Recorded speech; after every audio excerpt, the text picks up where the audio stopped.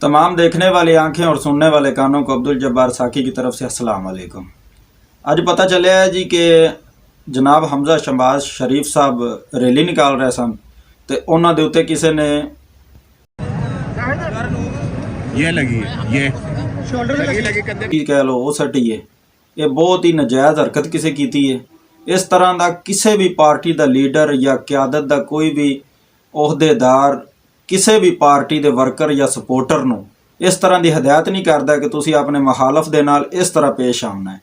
ये जिन्हें भी किया है इंतहाई बहुत ही बुरी हरकत की है और असी इहदी पुरजोर मजम्मत करने और जो नून लीग के सपोर्टरां ने या वर्करां ने उहदे नाल कीता वो इसे हक दे लायक सी जिहड़ा हक उन्होंने मिल गया। इस तरह के ओछे हथ कंडियां तो बाज आओ। जिन्हों भी कोई सपोर्ट करता दिल नाल करे, जिस तरह भी सपोर्ट करता है उन्होंने खुली इजाजत कर सकता है। इस्लामी जमहूरिया पाकिस्तान दे विच सब आज़ाद ने, हर कोई अपनी राय रखता है, हर किसी नूं अपनी राय रखन दा पूरा हक है। जिहड़ा भी कोई भी पार्टी का MNA या MPA या लीडरशिप का कोई बंदा है, आला अहदेदार है, वह काबिल इज्जत है, उन्होंने वो नशिस्त अल्लाह तबारक व तआला ने अता फरमाई है। उन्हां दी इज्जत कदर करना साडे ते फर्ज करार दिता गया है। अगली वीडियो तक इजाज़त दिओ।